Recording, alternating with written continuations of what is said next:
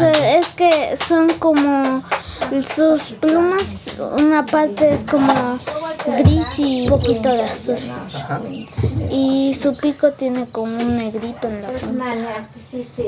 Y pues están un poquito grandes. Casi como los pilotes. ¿Y qué es lo que hacen los gavilanes? Pues a veces se llaman las gallinas y ahí anda volando así rondando y suenan unos pájaros que aquí están, que así como que a veces se asustan mucho y como que chillan, y a veces así viene un gavilán o vienen señores y chillan así, como así cantan. Para alertar a los demás. Como los cuervos así, digamos que son como un poquito verdecitos.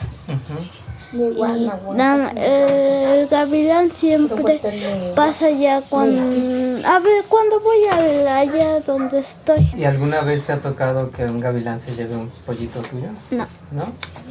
Nosotros sí, se llega hasta veces como medio kilo ya tiene. Pero sí Volando. están. ¿Y no los tiran? No, uno sí lo tiró, pero ya nos alivió, tardó nomás como un mes. Bienvenidos a un nuevo episodio de Monos en las Ramas, un podcast que reúne historias de la vida silvestre de México, Latinoamérica y diversas partes del mundo.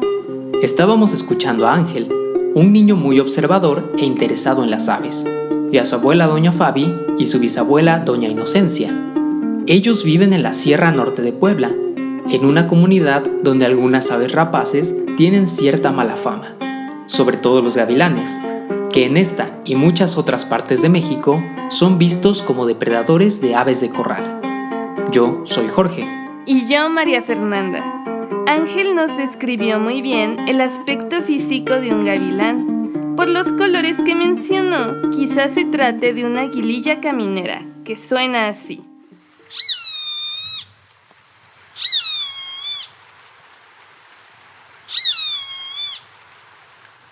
Y las otras aves que se alertan por su presencia, quizá son los luisitos.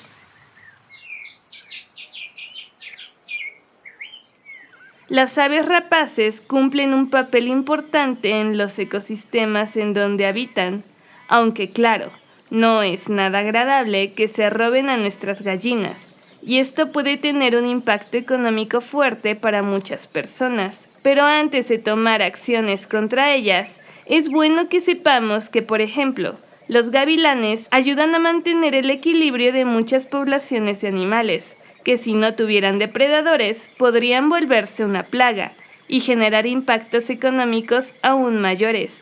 Para entender y conocer más sobre estas aves, invitamos al biólogo y fotógrafo de la naturaleza, Miguel San Martín. Yo soy Miguel San Martín Cruz, soy estudiante de maestría en el Instituto de Ecología y actualmente me encuentro realizando mi tesis sobre aves rapaces urbanas en la ciudad de Jalapa, para entender cómo las ciudades actúan como filtros de estas aves, o en términos más sencillos, qué especies se acercan más a las ciudades y cuáles en las zonas más densas de vegetación. Como Miguel menciona, las aves rapaces no solo están en el campo o en zonas rurales. Algunas de ellas habitan en las ciudades. Y de estas aves a muchas se les conoce comúnmente como gavilanes o aguilillas. Así que, primero debemos de definir qué es qué en el mundo de las plumas.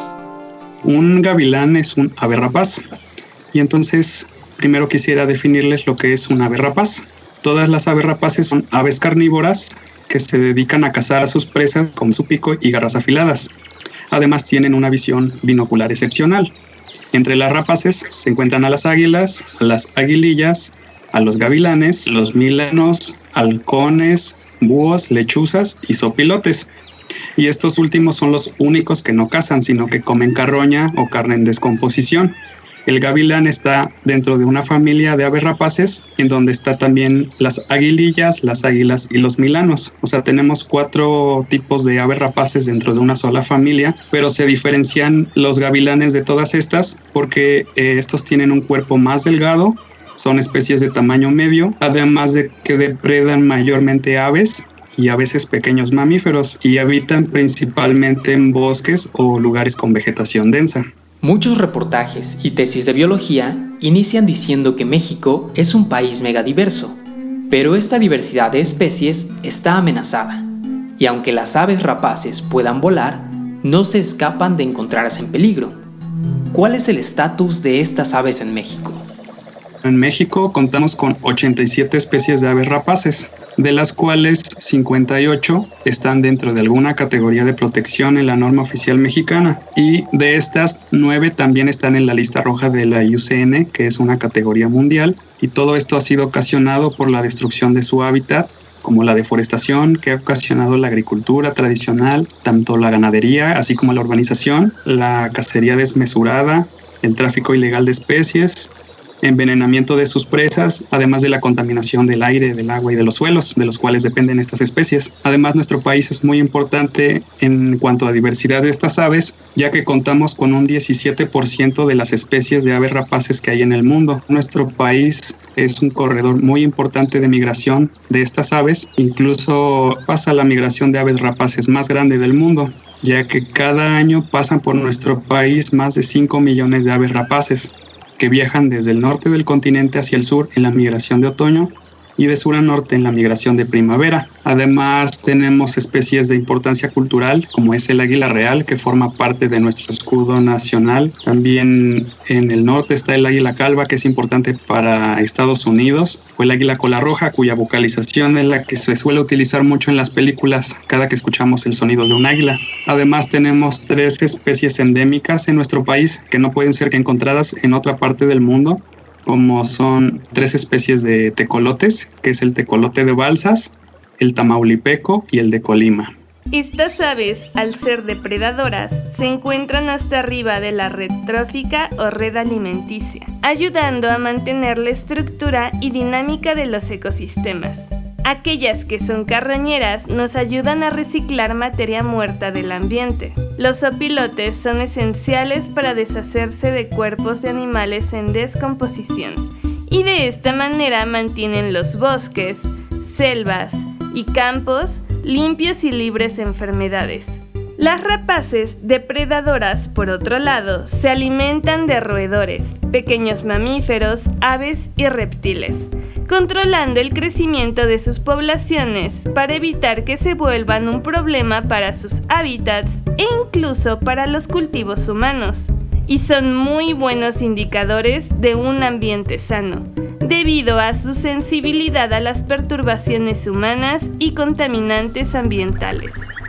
Las aves rapaces son importantes ecológicamente, en primero porque están en todos los continentes y en casi todos los ecosistemas del mundo. Por lo tanto, cada especie está adaptada para vivir en ciertos lugares y comer ciertas presas.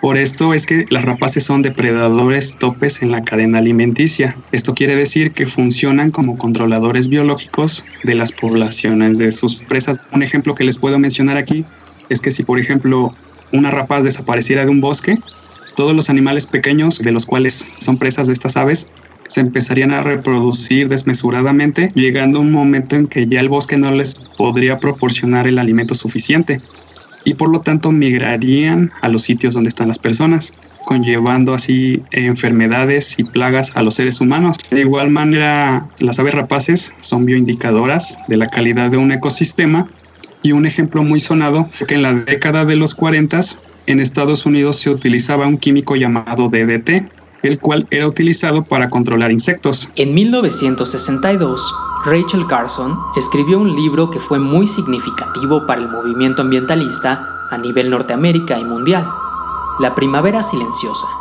donde denunciaba el peligro del uso intensivo de pesticidas químicos y advertía de los efectos perjudiciales que estos pueden tener en el medio ambiente, especialmente en las aves. De aquí surge el título, Una primavera sin el canto de las aves. El químico en cuestión se llama DDT, dicloro difenil tricloroetano. El DDT, utilizado durante la Segunda Guerra Mundial para luchar contra los insectos transmisores de enfermedades, acababa de ser adoptado por el Departamento de Agricultura. Las películas de propaganda lo decían, era el insecticida milagro.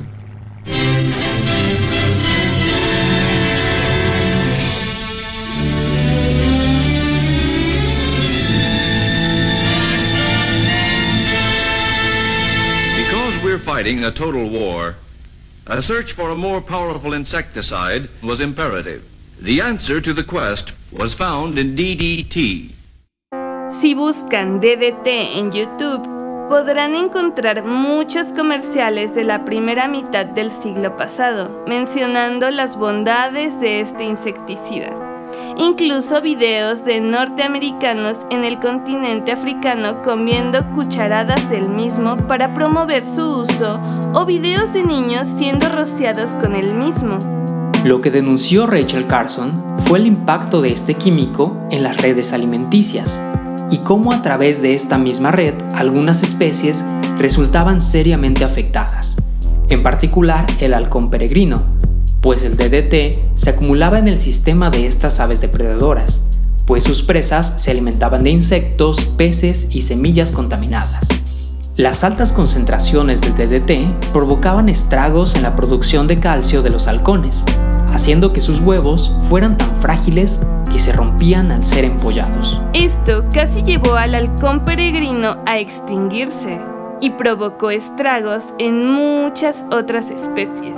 Afortunadamente, en casi todos los países, el DDT se ha prohibido. Aún así, hay mucho trabajo que hacer para proteger a las aves rapaces. Yo considero que mucha de la percepción de las personas, ya sea que uno esté en ambientes rurales, urbanos, especialmente gente que no está como interesada en observar o estudiar aves, depende mucho de las prácticas que realizan en su día a día.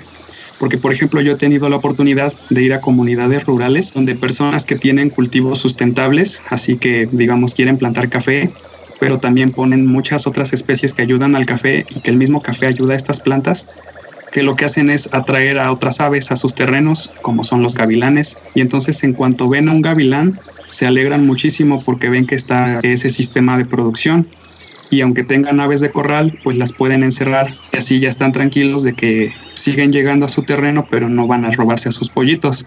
Caso contrario, las personas que no tienen este tipo de cultivos y solo tienen aves de corral, pero las tienen sueltas en sus terrenos, se enojan mucho cuando ven a los gavilanes porque es casi seguro que se van a robar a sus pollitos cuando los tienen ahí sueltos en el terreno. Es como dos caras de la misma moneda, dependiendo cómo vivan las personas. Y en cuanto a las zonas urbanas, también me ha tocado ver que las personas en las ciudades más que nada se refieren como halcón a cualquier ave rapaz, independientemente que sea un zopilote, que sea un águila o que sea lo que sea, les llaman halcones. Y muchos así mientras van por ejemplo, a los parques a correr, pasan junto a estas aves y ni siquiera se dan cuenta de su presencia. Pero cuando sí lo hacen, ahí es cuando se nota que quizá en la ciudad es más como el interés de observar a estas aves, de que están contentos que a pesar de que están en la ciudad, ahí están las aves viviendo. Como ya lo hemos mencionado en otros episodios, la forma en la que nos relacionamos con las especies silvestres tiene que ver con cómo las percibimos, si de una manera positiva, negativa o neutral. Y estas percepciones muchas veces están influenciadas por lo que conocemos de ellas, hemos leído, visto o escuchado. Y también, aunque no seamos biólogos, podemos ayudar a la conservación y al conocimiento de las especies que tenemos cerca. Últimamente ha habido mucho interés en estas plataformas de ciencia ciudadana, que es como una manera en que las personas les nazca ese interés por observar aves, pero además de observarlas, por saber qué es lo que están viendo. Una de ellas es la página de Naturalista, que es de Conavio. Si una persona va por el parque y ve un pajarito, puede tomarle una fotografía, subirla a esta página de Naturalista. La comunidad les puede ayudar a identificar qué especie es la que están viendo. Entonces, así el día de mañana vuelven a ir al parque y ven a ese pajarito, ya saben, bueno, esta es tal especie, ¿no? O también a distinguir, bueno, ahora sí ya sé que este no es un halcón, que es un gavilán, que es una aguililla, por ejemplo. Es como una manera que yo invito a la gente a que hagan un esfuerzo por aprender qué es lo que tienen a su alrededor, y así también vamos a apreciar mucho más conservar nuestros hábitats para que todas estas especies sigan viviendo con nosotros. Si vivimos en una zona urbana, quizá hayamos escuchado a un gavilán o un ave rapaz, pero no es tan común que veamos cómo le hacen estas aves para cazar. sobre todo cuando intentan cazar pollitos. Por esto, y antes de concluir, queremos compartirles una historia de un cazador casado, que nos envía un buen amigo llamado Manuel Tejero Jerónimo. Él es el encargado de la Estación Primatológica y de Vida Silvestre en Balancán, Tabasco. Hola a todos, muchísimas gracias por la invitación. Para mí es un enorme placer compartir esta historia con ustedes, el cual tiene como protagonista una mamá gallina, a un gavilán y a una tía. Esta historia ocurrió muy cerca de mi casa, en casa de una tía que ella vive cerca de una playa o playón. Ella nos comenta que hace unos años tenía una gallina, se brotaron 6 pollitos y mi tía cuidaba muchísimo a su gallina con sus pollitos, los mantenía encerrados. Sin embargo, un día decidió dejar salir a la gallina para que saliera a pasear con sus pollitos y ella los iba a estar monitoreando todo el día. Ese día mi tía se distrae tantito y olvida a la gallina con sus pollitos. Entonces dice que después de eso empezó a escuchar el griterío de las gallinas, incluso del gallo, que algo estaba sucediendo. Entonces mi tía sale asustada a ver qué es lo que estaba pasando y ve venir a las gallinas asustadas, despavoridas, incluso al gallo. Tía, lo que se le viene a la mente es dónde está mi gallina con mis pollitos. Entonces los empieza a buscar y la encuentra del otro lado de un cerco de alambre, pero cerca de ellos estaba un gavilán con las alas extendidas amenazando a la gallina. Mi tía no ubicaba a los pollitos, no los veía ni los escuchaba, sin embargo veía que la gallina se movía de un lugar a otro, enojada, pero no se iba de ese lugar. Entonces mi tía lo que se le ocurre es empezar a hacer sonidos para espantar al gavilán, pero el gavilán no se va. Lo que hace el gavilán es que bajó al suelo amenazando a la gallina con las alas extendidas. Entonces mi tía dice que la gallina también amenazaba al gavilán. Y en una de esas dice mi tía que el gavilán se le abalanza a la gallina, pero la gallina fue mucho más valiente y más veloz y se le abalanza al gavilán y lo sujeta al gavilán de la cabeza con el pico. Entonces mi tía dice que la gallina estaba arriba del gavilán, sujeta, pero que el gavilán también, mi tía no lograba ver si el gavilán estaba lastimando a la gallina también o solamente la gallina estaba lastimando al gavilán. Entonces lo que se le ocurre a mi tía es ir a buscar a mis primos para que cruzaran la cerca de alambre y así poder salvar a la gallina. Mis primos cuando hacen eso de cruzar la cerca de alambre, ven que la gallina estaba encima del gavilán, el gavilán estaba con las alas extendidas intentando pues volar y salvarse y protegerse. Entonces ellos se asombraron igual y cuando se iban acercando donde estaba la gallina, dice que la gallina en eso suelta al gavilán y que el gavilán como pudo separa el gavilán. Entre grititos y entre saltitos empezó a salvarse, a correr, pega un bolido y se sube a una rama. Sin embargo, mis primos dicen que iba lastimado, que incluso el gavilán no podía ni abrir el ojo. Entonces ahí les asombró muchísimo esa escena porque nosotros jamás hemos sabido ni visto a un gavilán que se enfrenta a una gallina y que salga lastimado. O sea, siempre hemos visto que el gavilán pues mata a las gallinas, se lleva a las gallinas o se lleva a los pollitos. Es algo que para nosotros fue muy asombroso, incluso para ellos. Mi tía dice que luego echan a las gallinas hacia el gallinero y cuando lo meten junto con la demás gallina y gallo, ahí estaba el gallo asustado. Entonces mi tía dice que nos decía que en su gallinero no mandaba el gallo, en su gallinero mandaba a la gallina. Es muy cierto, o sea, y aquí podemos ver el poder en la naturaleza, pero el poder de una mamá protegiendo a sus hijos. Entonces la presa lastimó al cazador. Es algo muy asombroso. Esto sucedió hace unos años en casa de una tía y mi tía pues nos seguía contando la historia y realmente es algo muy asombroso. Esta historia sucede aquí en Balancán. Balancán es un pequeño municipio del estado de Tabasco. Yo pertenezco a una zona de investigación que se llama Estación de Investigación Primatológica y Vida Silvestre, el cual tiene como misión la conservación de los monos araguatos y demás especies que conviven junto con el mono araguato. Les invitamos a conocernos cuando pase esta pandemia, que nos sigan en nuestras redes sociales, que sigan en nuestra página del Face, que se llama Estación de Investigación Primatológica y Vida Silvestre. Ahí subimos fotitos del río Sumacinta, porque estamos a orillas de él. Subimos fotos de la estación, de los animales que nos encontramos en los senderos. Subimos frases muy bonitas, subimos también fotos de los monos araguatos. Entonces ojalá nos puedan seguir, compartir este sueño, compartir esta pequeña burbuja de conservación. Sean bienvenidos cuando ustedes quieran. Muchísimas gracias por la invitación. Cuídense muchísimo y bye. Hay muchas reflexiones que podemos sacar de esta historia, pero para no humanizar a estas especies, se las dejamos a ustedes. Siempre hay que tener la fortaleza de una gallina defendiendo a sus pollitos. Con esto concluimos este episodio. Estamos a punto de terminar esta primera temporada, por lo que queremos, como siempre, agradecerles por escucharnos y por sintonizar este podcast. Hemos tenido mucho trabajo estas semanas, por ello nos tomamos un breve descanso, pero ya estamos pensando en muchas más historias de naturaleza para contarles. Si gustan compartirnos sus inquietudes, ideas o historias, pueden escribirnos a nuestras redes sociales o al correo monosenlasramas@gmail.com. Este episodio fue producido por Zaire Esparza, Jorge Ramos y por mí. Agradecemos la participación de Ángel y su familia, Miguel San Martín y Manuel Tejero. La edición y musicalización de este episodio fue realizada por Rolando Huesca. Monos en las Ramas incluye a Estudios Guajiro en Puebla, México. Nos pueden encontrar en Spotify, YouTube, Deezer, Spreaker y donde sea que escuchen sus podcasts. Y no olviden seguirnos en nuestras redes sociales, Instagram, Twitter y Facebook. Espera la próxima semana para escuchar lo que nos cuenta la naturaleza. Soy María Fernanda Álvarez. Adiós.